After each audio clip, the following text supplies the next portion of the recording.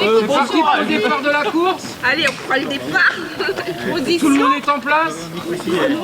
Prêt, feu, partez. Allez.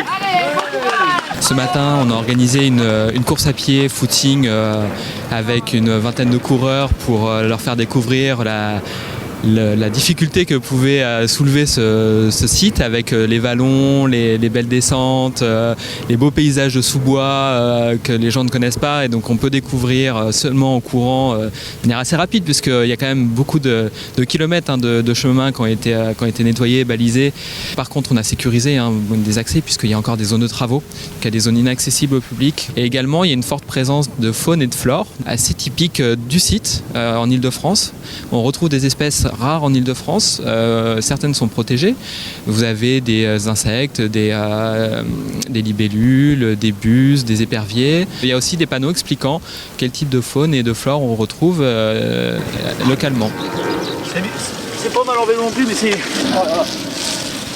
Les deux Denises du club de Gonesse ont apprécié le parcours. Le parcours, il était dur, boueux, mais très sympa. Courir dans la nature comme ça, c'est vraiment génial. C'est très bien d'ouvrir ce site justement au public. Ouais, c'est super sympa.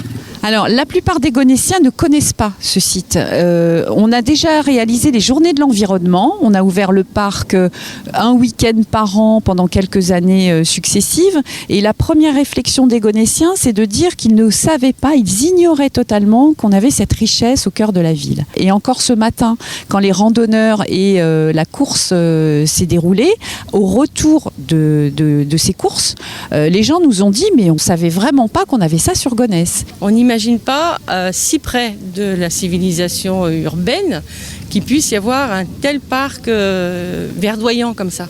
On fait attention, si on trouve des choses pas bien dans la nature, on peut aussi les enlever, les choses comme ça. Bon, on fait attention à la nature. Il y a à la fois des végétaux et puis notamment des rapaces qui sont inféodés à ce type de milieu. Les gens qui viennent aujourd'hui, ils posent une question, c'est alors quand est-ce qu'on ouvre ? Est-ce que ça va être ouvert ? Même certains ont dit, mais est-ce que c'est demain ? C'est ouvert demain ? On y revient ? Ben non. Il faut encore attendre, parce qu'il y a encore des camions qui circulent dans certaines parties du périmètre. Donc il y a des risques, disons, en matière de sécurité. On aménagera au fur et à mesure. Il faut bien que vous rendiez compte que ça va coûter en entretien, en fonctionnement, et que pour l'instant, c'est la commune qui va porter cela.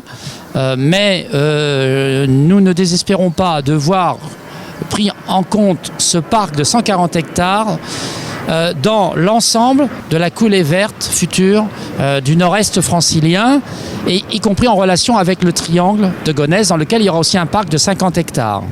Aujourd'hui, c'est une butte jusqu'à la Patte d'Oie, mais c'était avant une vallée.